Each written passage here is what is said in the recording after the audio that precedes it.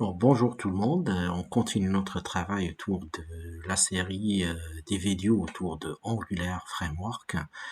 Cette vidéo, on va la consacrer à la programmation réactive, à savoir donc la bibliothèque, bien le modèle RxJS et le module HTTP.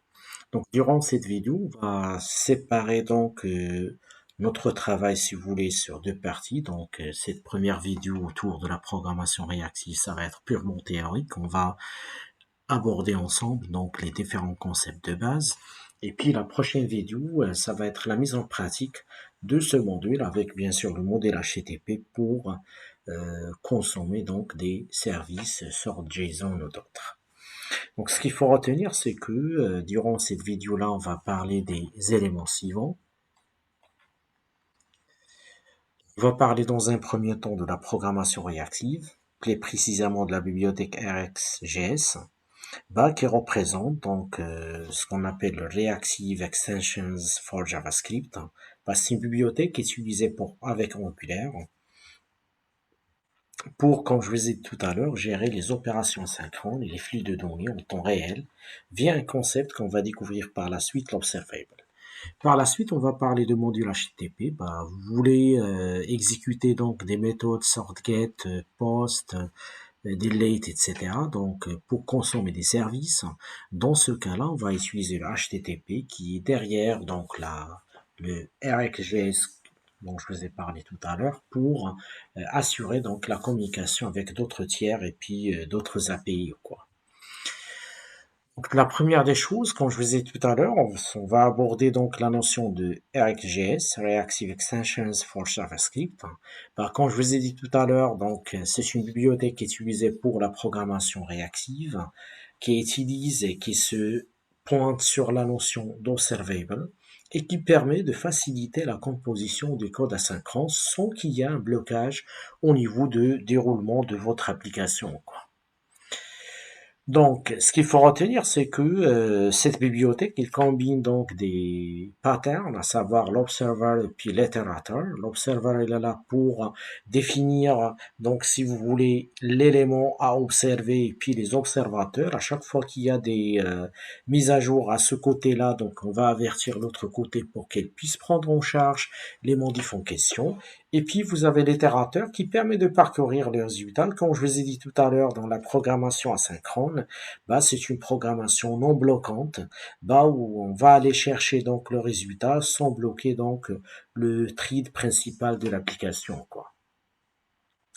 Donc avec le RxJS, on peut l'utiliser avec des formulaires, avec des HTTP, c'est le cas de notre prochaine vidéo lors de la mise en pratique, et puis avec les routers en général. Donc quand on parle de la programmation réactive, comme je vous ai dit tout à l'heure, on peut faire appel au concept suivant.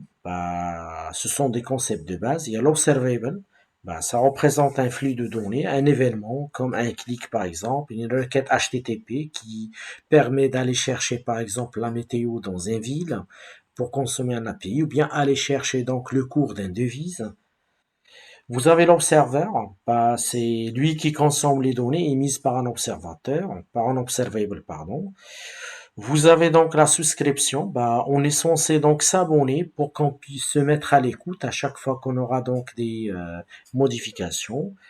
Et bien sûr, vous pouvez appliquer des opérations de filtre, de transformation pour qu'on puisse, si vous voulez, customiser le résultat ou bien les données à récupérer ou quoi.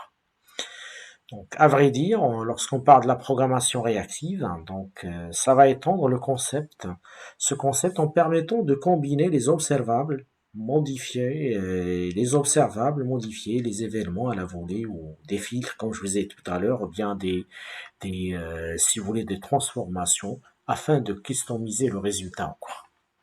Alors, dans l'exemple suivant, on vient de définir un observable. Donc, le plus facile, c'est l'observable off, qui permet donc, si vous voulez, en quelque sorte, de retourner une seule valeur. Par exemple, ici, c'est la valeur 42. On vient de définir un observable sur la valeur 42.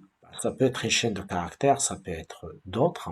Pour créer par la suite les observateurs, on peut faire appel en quelque sorte à la méthode subscribe pour observer donc cette valeur-là et puis de faire le nécessaire, sachant qu'ici on fait appel seulement à la valeur en question, quoi.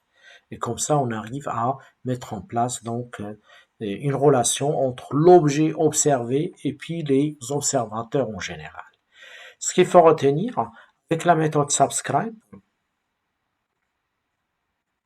qui peut prendre plus de paramètres par rapport à ce que je vous ai montré tout à l'heure.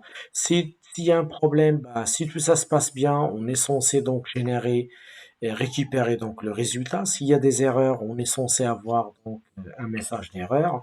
Sinon, dans toutes les situations, on est censé compléter le travail par la suite, quoi. Bah, l'essentiel, c'est que on est dans les cas suivants. Si tout ça se passe bien, vous générez un résultat tel. S'il y a un problème, vous êtes censé générer donc une erreur. Sinon, dans les différentes situations, vous êtes censé compléter le travail. Et les cours parlent de programmation non bloquante, bien code non bloquant en général. Alors, comme je vous ai dit tout à l'heure, dans le monde de la programmation en général, donc les flux sont une séquence d'événements bah, qui se déroulent d'une façon chronologique. Ces flux peuvent être bien sûr donc des saisies, comme je vous ai dit tout à l'heure, des clics sur un bouton ou d'autres.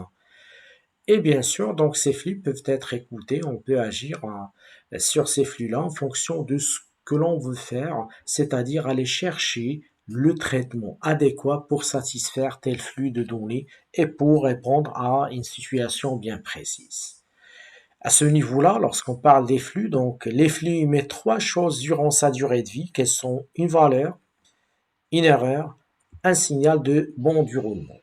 C'est ce qu'on a montré tout à l'heure par errors et puis par value, si vous vous rappelez bien.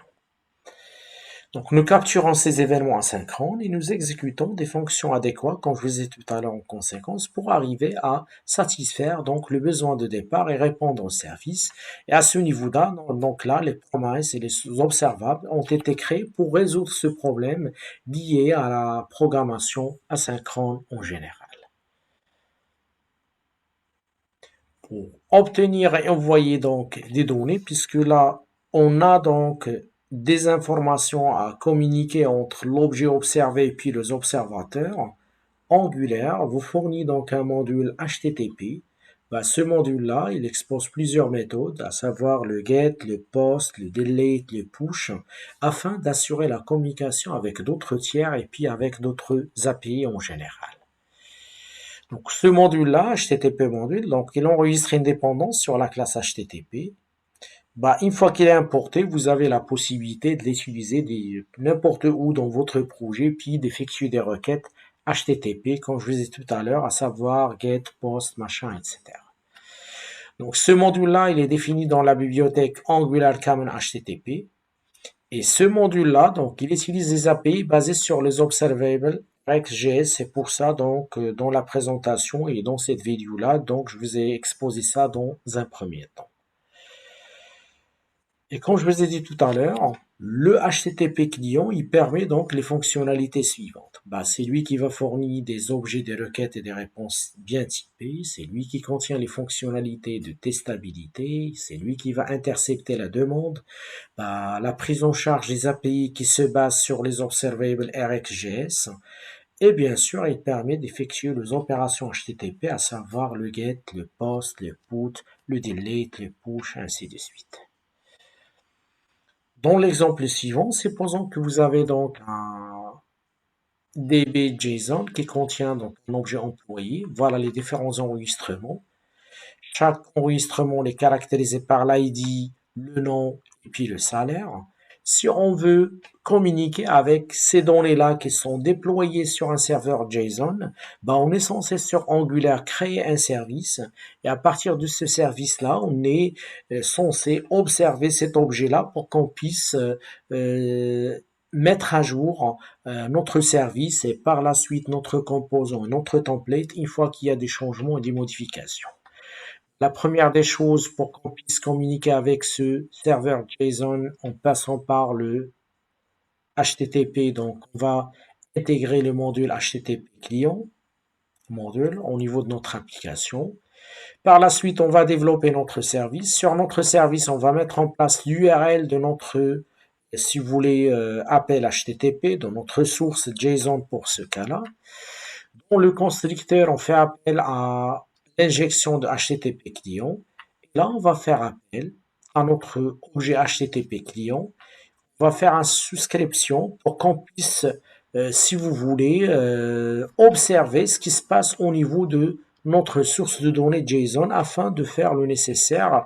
Et si on récupère tout simplement le résultat, on les affiche sur le console de navigateur, quoi. Une fois le service est créé, bah, la deuxième étape, ça va être la création de composants. À partir de composants, on va faire l'injection de services et puis on fait appel à la méthode qu'on a développée tout à l'heure pour pouvoir récupérer donc tous les enregistrements de cette base de données déployée sur le serveur JSON par la suite. Une fois qu'elles sont là, donc par la suite, vous êtes censé intégrer donc le résultat sur votre template, quoi.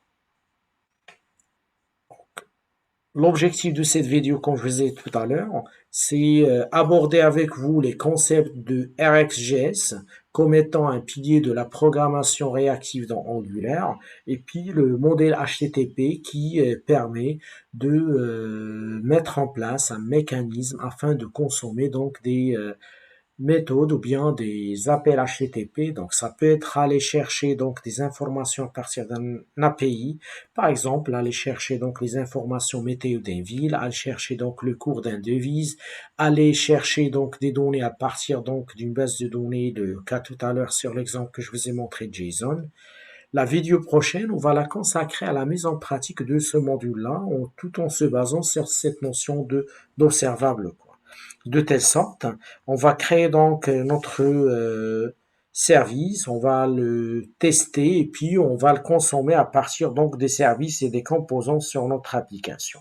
Ce qu'il faut retenir à la fin de cette vidéo, c'est que avec donc ce module RxJS, bah, on arrive à faire une gestion efficace des événements, des requêtes qui sont asynchrones, et puissance de flexibilité grâce aux différents opérateurs. Tout à l'heure, je vous ai parlé de filtres, je vous ai parlé de transformation, et bien sûr donc l'intégration native avec Angular, notamment avec le HTTP pour assurer si vous voulez, ces interactions avec les requêtes envoyées par les utilisateurs.